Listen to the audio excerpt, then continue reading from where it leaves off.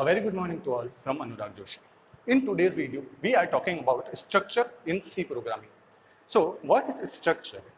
Structure is a collection of homogeneous or different type of data structures or data types.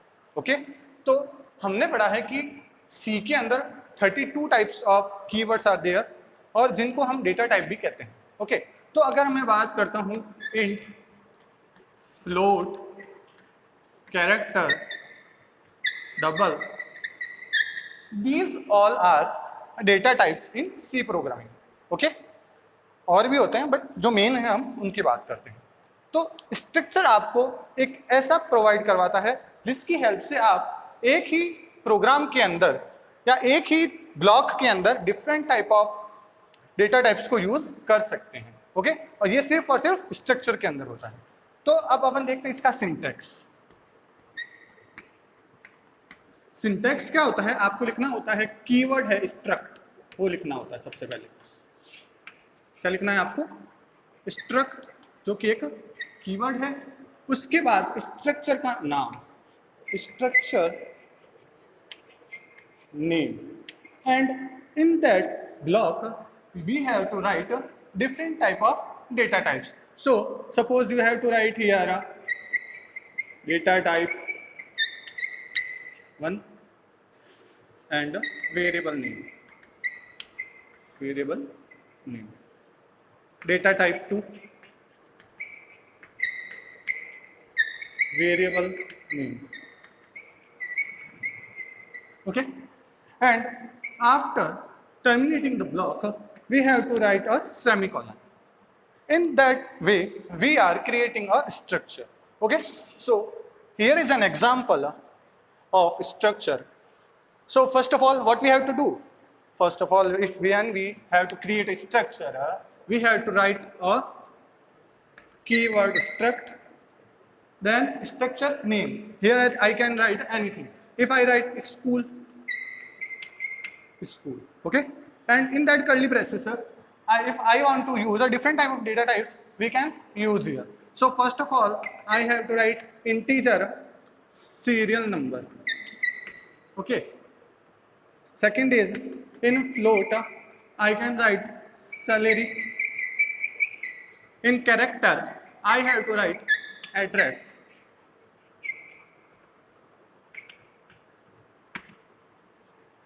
यहाँ पे आप गौर से देखें, जब भी आप एक कैरेक्टर टाइप का डेटा टाइप बनाएंगे तब आपको उस वेरिएबल के आगे एक साइज देना जरूरी है. आप कोई भी साइज दे सकते हैं बट आपको कोई ना कोई साइज देना जरूरी है. वो साइज कैसे देते हैं हम? बिग ब्रैकेट्स के अंदर आप जो भी लिखोगे उतनी साइज का आपका एक वेरिएबल बन जाएगा और सेमीकोलन. ओके? यहाँ तो कोई प्रॉब्लम नहीं है. तो हमारा एक स्ट्रक्चर बन चुका है. बट अब होता क्या है कि कंपाइलर के अंदर अगर आप नॉर्मल स्ट्रक्चर बनाते हो तो रैम के अंदर उससे मेमोरी एलोकेट नहीं होती है. अगर आप कोई भी मेमोरी एलोकेट करवाना चाहते हो तो इसके लिए आपको उस स्ट्रक्चर का एक वेरिएबल बनाना पड़ता है, एक ऑब्जेक्ट बनाना पड़ता है. ओके? तो वो कैसे बनाते हैं? वो बनेगा सबसे पहली बात, वो मेन के अंदर बनेगा. और आप चाहे तो यहाँ पे भी बना सकते हैं. आपको दोनों तरीके बताऊंगा कि किस तरह से हम ऑब्जेक्ट बनाते हैं. ओके? तो समझ लीजिए यहाँ तक हमने काम करा हुआ है. अब आप क्या चाहते हैं कि इसका एक वेरिएबल बनाएं. तो वेरिएबल बनाने के लिए कुछ नहीं करना, आपको लिखना है इंट मेन. ये आपका मेन फंक्शन है जहां से कंपाइलर स्टार्ट होता है. उसके अंदर आप क्या लिखेंगे? पहले आपका जो स्ट्रक्चर है, जो स्ट्रक्चर का नाम है, उसको एज इट इज लिख दीजिए. जैसे अगर मैं लिखता हूं स्ट्रक्ट स्कूल, और अब मैं यहां पे क्या लिख देता हूं? अगर मैं लिख देता हूं SCH, तो ये जो SCH मेरा है ये क्या है? ये इसका ऑब्जेक्ट बन गया. तो जैसे ही हम एक स्ट्रक्चर का ऑब्जेक्ट बनाएंगे तब मेमोरी के अंदर इस स्ट्रक्चर के लिए एक मेमोरी रैम के अंदर एलोकेट हो जाएगी. ओके? तो अब हमको पता है कि इंट जो है कितना साइज होता है इंट का? इंट की होती है 2 बाइट्स, फ्लोट की 4 बाइट्स, कैरेक्टर की 1 बाइट. ओके? तो टोटल रैम के अंदर जो मेमोरी एलोकेट होगी वो कितनी होगी? 4 और 2 6, और ये हमने 50 दिया है. तो टोटल 56 बाइट्स की मेमोरी रैम के अंदर एलोकेट हो जाएगी. कैसे होगी? क्योंकि हमने यहाँ पे ऑब्जेक्ट बनाया. अगर आप ये ऑब्जेक्ट नहीं बनाते SCH तो आपकी मेमोरी एलोकेट नहीं होगी. ओके? तो अब हम इसको एक एग्जाम्पल के तौर पे देखते हैं। ये now we are talking about the program of structure. Okay, so first of all we all know that when we have to create a program, first of all we have to include a library file. So here I have used two library files that are stdio.h and phone.h. It refers to standard input output.h and it refers to console input output.h. Okay, तो हमें पता है कि अगर standard input output dot H library function को अगर अपन use करते हैं तो इसकी हेल्प से आप प्रिंट ऑफ स्कैनफ जैसे जो भी फंक्शन हैं आप उनको यूज कर सकते हैं. और फोन डॉट एच अगर आपको स्क्रीन को होल्ड करवाना चाहते हैं या अगर आपको कोई ऐसा डेटा उसको क्लियर करवाना चाहते हैं तो उसके जो फंक्शंस होते हैं CLR SCR क्लियर स्क्रीन या गेट CH फंक्शन स्क्रीन को होल्ड करने के लिए, ये सारे हमको इस हेडर फाइल के अंदर मिलते हैं. ओके, यहाँ तक कोई प्रॉब्लम नहीं है. Next we have to create a structure.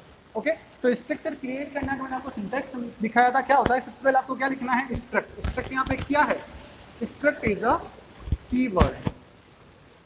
So when we have to create a structure, first of all we have to write a keyword struct. After that you have to write anything that is called the structure name. So here we are talking about a student detail. So I have to create a structure in which I have write student as the structure name. Okay, in that structure we have to use two variables that are roll number and name. And you can see that here I have to write two different type of data types. One is integer that holds numerical values and second is character which holds our alphabetical values. Okay, and here I told you in the previously that when we have to create a variable of character type we have to give some size. So मैंने यहाँ पे 20 size दे दिया. Okay, और यहाँ पे मेरा structure close हो गया. कैसे पता चला, क्योंकि मैंने यहाँ पे कर्ली ब्रेसेस के बाद सेमीकोलन लगाया. इट मींस और structure is now completed. But इससे क्या हो, स्ट्रक्चर बनाने की मेमोरी एलोकेट हुई क्या, नहीं. तो अगर आप स्ट्रक्चर को बनाने के बाद अगर उसको रैम के अंदर मेमोरी एलोकेट करवाना चाहते हैं तो उसका हमको क्या बनाना है, वेरिएबल बनाना पड़ता है जिसको आप ऑब्जेक्ट भी कहते हैं. अब हम क्या करेंगे, इसका एक वेरिएबल बनाएंगे. वेरिएबल बनाने के दो तरीके हैं. आप चाहे तो आप मेन फंक्शन के अंदर ऐसे बना सकते हैं, आपको कुछ नहीं करना. स्ट्रक्ट स्टूडेंट जो आपने यहाँ लिखा था वो क्यों लिख दीजिए, स्पेस करके आप कुछ भी लिखेंगे वो उसका वेरिएबल बन जाएगा.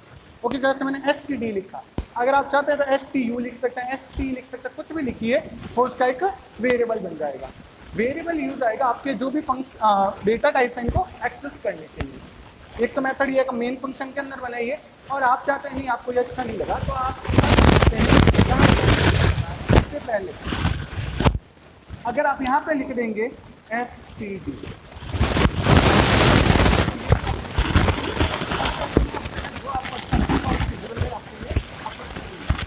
मैंने यहाँ पे क्या करा, मेन फंक्शन के अंदर बनाया स्टूडेंट को शो करता है. ओके, जैसे ही वेरिएबल बनाएंगे तो हमारे पास रैम के अंदर कोई ना कोई मेमोरी एलोकेट हो चुकी है. Now what we have to do, we have now access our data types which are created in that structure. So if you want to access all these data types which are created in our structure, so how we can access that? Nothing difficult in that. First you have to write only that data type, then a dot and the variable which is created in our structure. Okay, and what I can read here, STD dot roll number equal to 10. जैसे ही मैंने 101 लिखा तो इसका मतलब roll number 101 जो है वो allocate हो गया, वैसे जैसे मैंने क्या करा, STD डॉट नेम के अंदर राहुल लिखा तो ये राहुल जो है ये वैल्यू किसको एलोकेट हो गई, ये नेम को एलोकेट. ये कैसे होता है पता है, ये चीज के अंदर क्या है, असाइनमेंट हो गया.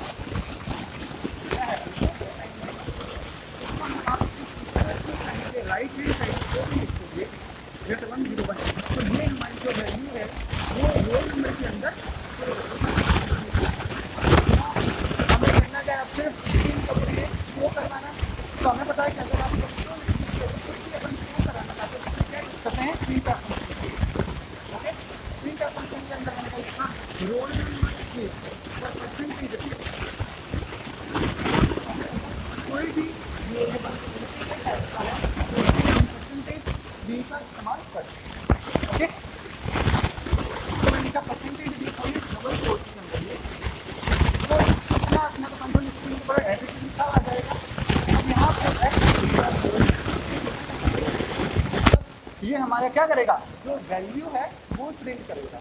तो वैल्यू इसकी क्या है 101, तो हमारे आउटपुट के अंदर क्या आएगा वैल्यू, आउटपुट क्या आएगा, आउटपुट ऐसा आएगा रोल नंबर इज 101। ओके, ऐसे कैसे प्रिंट है, मैंने कहा नेम ऑफ स्टूडेंट और परसेंटेज सी, मैंने यहाँ पे परसेंटेज सी का इस्तेमाल किया। तो अब जब भी कैरेक्टर टाइप का डेटा टाइप होगा कोई भी, तो उस वक्त हम क्या करेंगे, परसेंटेज सी का इस्तेमाल करेंगे। ओके, तो अब आपके पास स्क्रीन पे, कंट्रोल स्क्रीन पे क्या लिखा हुआ आएगा, name of student is Rahul. Okay, ये है आपका स्ट्रक्चर का प्रोग्राम। अगर आपको इससे रिलेटेड कोई भी तरह की प्रॉब्लम हो आप पूछ सकते हैं।